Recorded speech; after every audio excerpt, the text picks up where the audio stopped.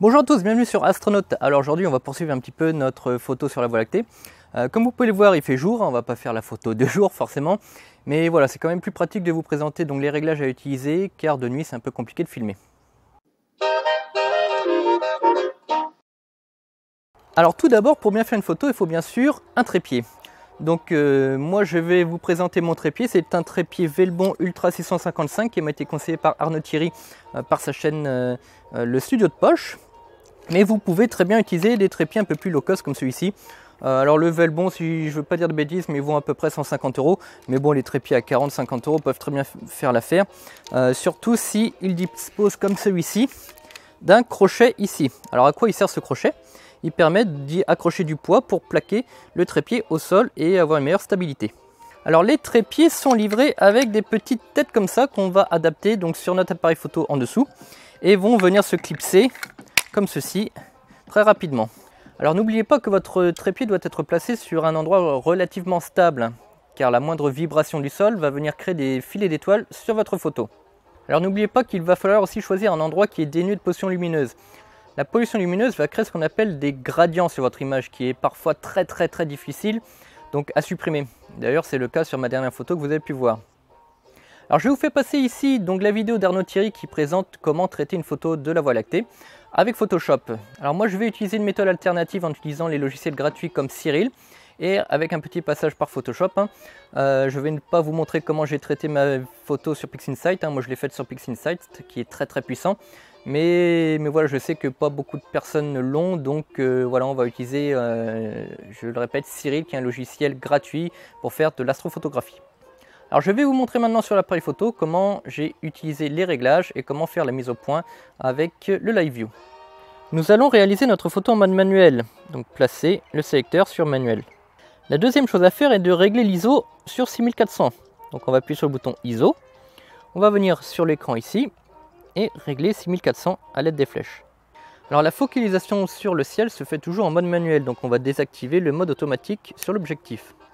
A l'aide de la molette, réglez un temps de pause de 15 secondes. Nous allons utiliser notre objectif à pleine ouverture. Ici, avec le Sigma, nous allons utiliser une ouverture de 1.8. Pour ce faire, appuyez sur le bouton AV. A l'aide de la molette du dessus, réglez une ouverture à 1.8. Canon 600D a une fonction qui permet de mettre un retardateur et de faire une série de photos. On va utiliser ce mode en utilisant la flèche de gauche, en allant sur l'onglet tout à droite et en sélectionnant 10. Ça nous fera 10 photos déclenchées avec un retardateur. Il est aussi très important d'utiliser le mode RAW de votre appareil photo et non pas le mode JPEG.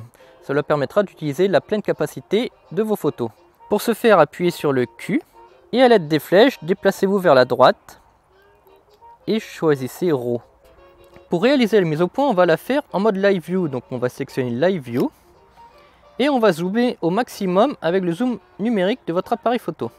Ensuite, tournez la bague de mise au point de votre objectif jusqu'à avoir une mise au point correcte. Le mieux est bien entendu d'utiliser une étoile brillante du ciel. Quand votre mise au point est bonne, vous pouvez quitter le mode Live View. Voilà, il ne vous reste plus qu'à déclencher votre appareil photo, de récupérer vos photos et on va aller voir sur l'ordinateur comment traiter tout ça. Allez, à tout de suite. Alors maintenant que nous avons nos 10 clichés, plusieurs solutions s'offrent à vous. Ou vous les triez et vous utilisez la meilleure pour en faire une belle photo sous Photoshop. Ou alors nous allons utiliser les 10 photos et les intégrer pour en avoir une beaucoup moins bruitée. On va voir un peu la différence entre une seule photo et les 10 photos. Alors dans mon exemple, je vais utiliser plusieurs procédés en utilisant Lightroom, Cyril et Photoshop. Rien ne vous empêche d'utiliser uniquement le logiciel Cyril qui lui est gratuit et vous trouverez un lien en description de cette vidéo. L'avantage de ma manipulation est qu'on va déjà pré-traiter entre guillemets nos photos brutes grâce à Lightroom pour enlever donc le vignettage et aussi pourquoi pas la pollution lumineuse. Ensuite nous allons utiliser le logiciel Cyril pour intégrer et aligner les 10 photos que nous avons réalisées pour en ressortir avec une seule que nous allons traiter dans Photoshop. Bien entendu, la photo que vous avez vue ici a été réalisée avec PixInsight. Pour moi, PixInsight est sûrement le meilleur logiciel de traitement photo astronomique. Tout simplement parce que ce logiciel a été fait pour, il a été conçu exclusivement pour les astrophotographes.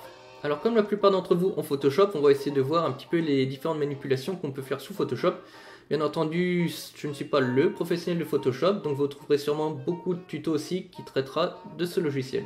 Alors ici, vous pouvez retrouver le téléchargement du logiciel Cyril. Il va falloir que vous allez sur free-astro.org. Ensuite, vous allez tomber sur une page comme ceci. La dernière version de Cyril est la 0.9.9.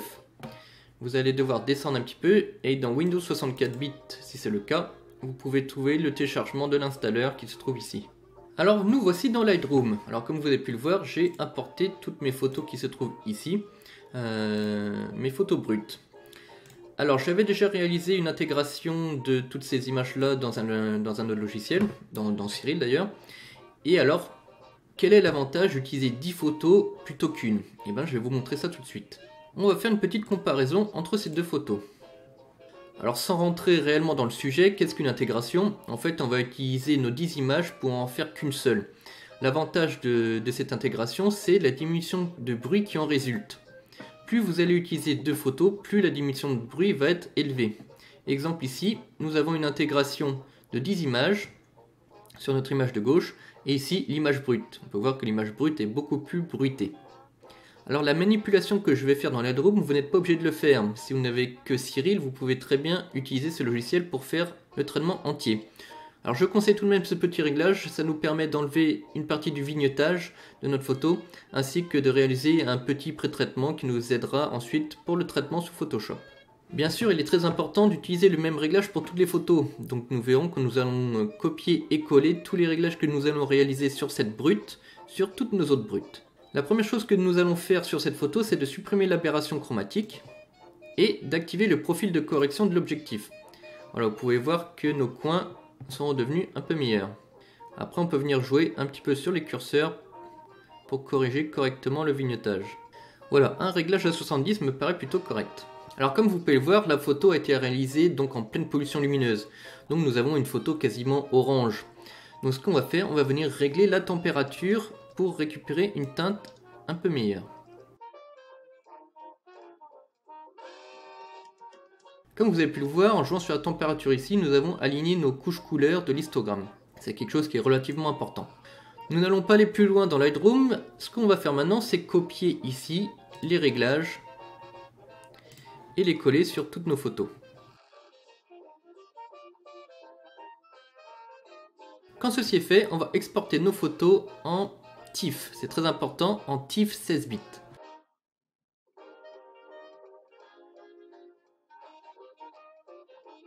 Alors maintenant que nos photos sont exportées en TIFF, on va lancer le logiciel Cyril.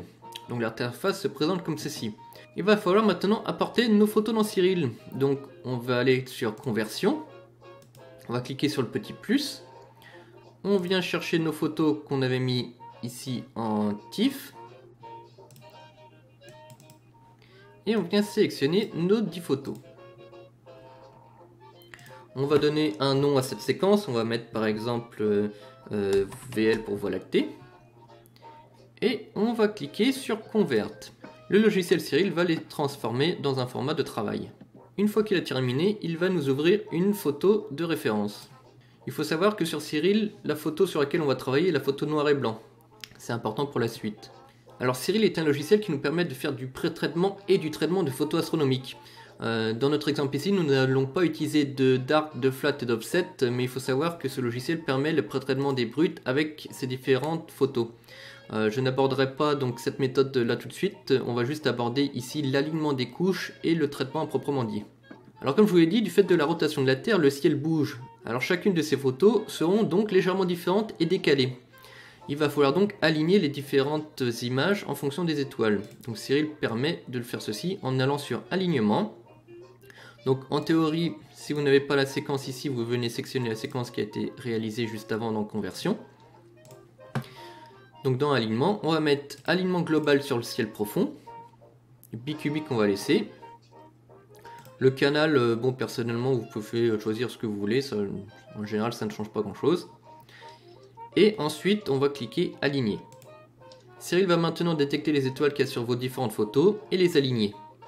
Alors une fois que Cyril a fini l'alignement, il va falloir empiler les images. Donc on va aller dans l'onglet Empilement. Alors dans les onglets ici, dans Méthode d'empilement, on va utiliser Empilement par moyenne avec régression des pixels déviants. Dans Normalisation, on va utiliser une normalisation additive avec mise à l'échelle. Et dans Méthode de rejet, on va utiliser Sigma Clipping. Concernant les réglages ici, j'en parle pas tout de suite, on verra ça dans d'autres vidéos. Bien entendu, ici, on va utiliser empilement de toutes les images. Et on clique début d'empilement. Voilà, nous venons donc de récupérer notre photo empilée. Alors maintenant, on va procéder à un petit traitement. Alors pourquoi je vous fais utiliser Cyril et pas Photoshop, hein, Photoshop peut réaliser à peu près la même chose. C'est que Cyril a un module gratuit qui permet de supprimer donc tout ce qui est gradient dans l'image. Photoshop, on peut en avoir un pour moyennant à peu près une dizaine d'euros. Cependant, ce logiciel Cyril est vraiment un logiciel fait pour l'astronomie, donc il est vraiment très puissant et en plus il est gratuit. Alors souvent vous pouvez quand même réaliser tout ça sur Photoshop, mais il faut quand même avoir une très grosse connaissance de Photoshop et là-dessus je ne pourrai pas vous aider. Donc comme vous pouvez le voir, on a quand même un gradient sur cette image, mais dans tous les cas moi je l'utilise quasiment systématiquement. Alors pour enlever le gradient, on va aller dans traitement d'image, ensuite extraction du gradient. Alors vous pouvez essayer la méthode automatique, on peut voir ce que ça donne, hein. Des fois ça donne de bons résultats, donc on coche automatique et on fait calculer. Quand le quadrillage est fait, on peut faire appliquer. Bon là on voit qu'il prend quand même beaucoup de la voie lactée, je sais pas ce que ça va donner mais on va essayer. Bon, on peut voir que le gradient est quand même pas trop mal supprimé, on va le laisser comme ça pour cet exemple. Alors ce qu'on va faire maintenant, c'est un étalonnage des couleurs. On peut voir que les couleurs sont pas encore tout à fait bonnes, hein. Le fond du ciel est pas tout à fait noir comme il faut. Donc on va aller sur notre image noir et blanc, on va aller faire un petit carré dans une zone relativement dénuée d'étoiles. Ensuite on va dans traitement, on va aller dans étalonnage des couleurs et utiliser la sélection courante. Donc ça va utiliser en fait le carré qui est là pour réaliser les calculs. On va ensuite cliquer sur neutraliser le fond du ciel. Et voilà, on peut voir que le fond du ciel a quand même relativement bien changé. On va ensuite réaliser une balance des blancs. Donc on va réutiliser notre petit carré, utiliser la sélection courante et appliquer. Alors la dernière chose que l'on va faire avec Cyril, c'est le retrait du bruit vert. Souvent avec les appareils photo numériques, du fait donc de leur matrice de Bayer, je expliquerai ça dans une autre vidéo, on va avoir une petite teinte verdâtre qui est très désagréable. Ici vous ne le voyez pas, mais je peux vous assurer qu'il y est. Donc ce qu'on va faire traitement, suppression du bruit du vert, et après vous pouvez sectionner si c'est vraiment visible, vous pouvez mettre de ton neutre, moyen, maximal, etc. Et on va l'appliquer. On va ensuite sauvegarder notre photo et on va aller dans Photoshop.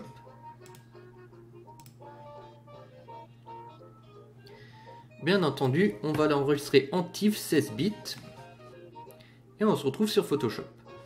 Donc nous voici sous Photoshop, hein, j'ai ouvert la photo que nous venons d'enregistrer. La première chose à faire, c'est de supprimer ces bandes noires qu'on peut voir sur les côtés ici, qui sont dues donc à l'alignement et à l'empilement de nos images. Donc on va utiliser cet outil-ci. On va en profiter pour cropper un peu les coins. On sait que dans les coins, les étoiles souvent elles sont allongées. Voilà, et on appuie Entrée. Alors on peut voir que notre fond du ciel est relativement clair. Donc ce qu'on va faire, on va utiliser l'outil niveau avec CTRL L. Ou alors image, réglage, niveau. Et on va utiliser ici le petit triangle côté gauche qui correspond au noir. En fait, on va rapprocher de la courbe pour assombrir l'image. Si vous avez besoin de l'éclaircir, c'est l'inverse. On va utiliser le petit triangle ici. Vous pouvez voir les différents effets que ça fait. Hop, voilà, on va l'assombrir un peu. Et on clique OK. Maintenant, on va utiliser l'outil courbe avec CTRL M. Ou alors pareil, image, réglage, courbe. Donc comment marche la courbe? Donc en fait ici on a une petite courbe blanche. En dessous on peut voir sa référence. Donc il faut savoir que la partie droite de la courbe, donc plutôt la partie haute, correspond aux zones claires. Et que la partie en bas à gauche, c'est la partie noire. Donc on peut venir jouer comme ça sur les parties claires. En montant on va venir donc éclaircir les parties claires. Et ici on va pouvoir diminuer un petit peu les parties sombres en ramenant notre point noir. Quand ça vous convient, on clique OK. Si vous avez encore des réglages à faire, vous pouvez faire CTRL M ou CTRL L par rapport à ce que vous avez envie et venir faire des petits réglages petit à petit comme ceci.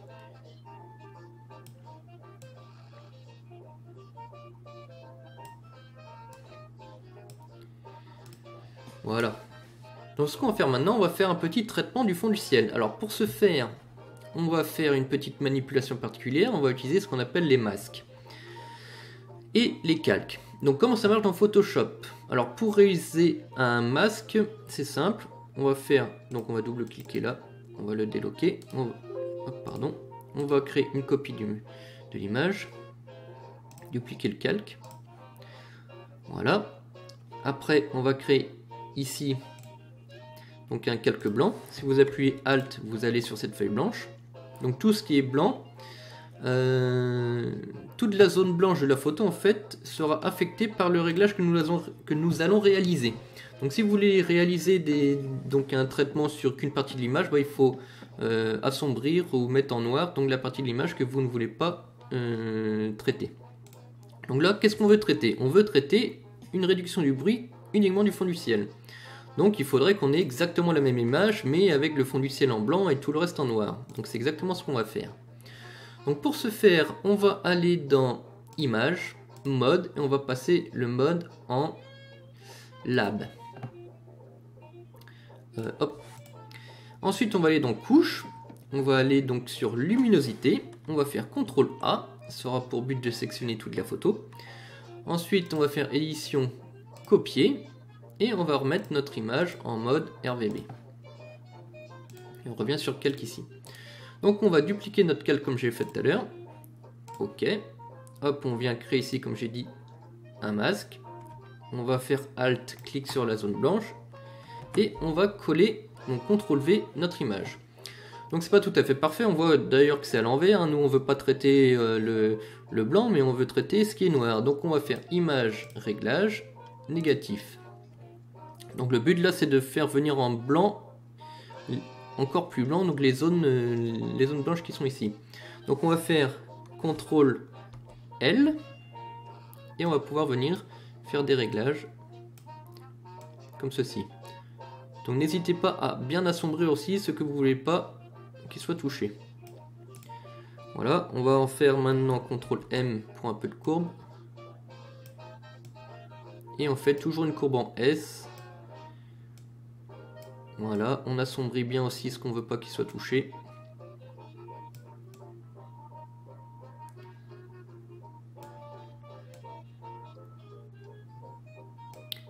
Voilà. On va ensuite faire un petit flou pour adoucir l'image. Donc on va aller dans Filtre, Flou, Flou gaussien. Voilà, vous pouvez voir la différence ici. On va même mettre un peu plus, un pixel, c'est bien. Et on clique OK. Et on revient sur notre image de base.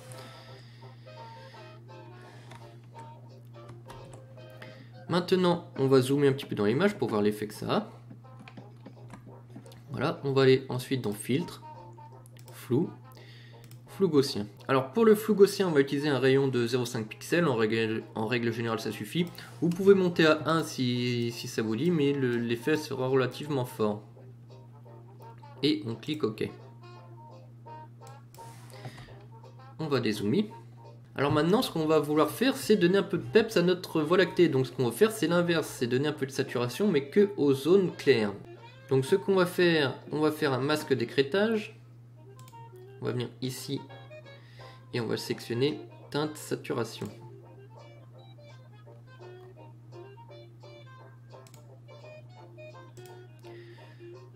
On va revenir ici, sélectionner notre image avec CTRL A, après CTRL C, on revient sur notre image blanche, on fait CTRL V et on va inverser la sélection.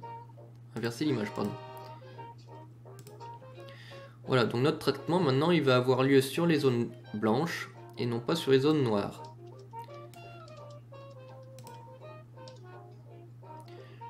Je vais même y mettre un petit coup de courbe pour assombrir un peu. Voilà. Donc maintenant, quand on va venir ici, propriété, on va pouvoir venir jouer sur la saturation. Vous pouvez voir les zones ici par exemple, quand je sature ou quand je désature. Donc bon, ici il ne faut pas y aller trop fort bien entendu. On va mettre un réglage par exemple à plus 50. Et on va aller voir peut-être sur le rouge pour donner un peu plus de rouge ici.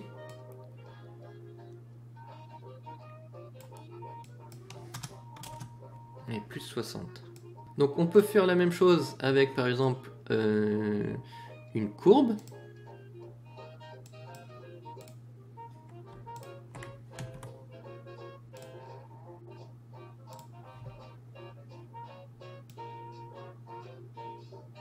Et on va venir un petit peu augmenter la luminosité de notre galaxie. Alors ici avec l'opacité, quand vous vous mettez sur un calque, ça va définir un petit peu à combien de pourcentage sera appliqué le traitement. Donc vous pouvez venir peaufiner un petit peu vos réglages ici. Par exemple, quand vous retournez sur propriétés, vous pouvez augmenter la saturation globale. Par exemple, on va mettre plus 80, quelque chose de bien hard. Et jouer ensuite ici sur l'opacité pour diminuer un petit peu la force. On va ensuite refaire un petit sur le niveau pour venir profiter notre fond du ciel. Ce qui est pratique dans Photoshop, c'est que vous pouvez toujours revenir sur l'outil que vous voulez régler.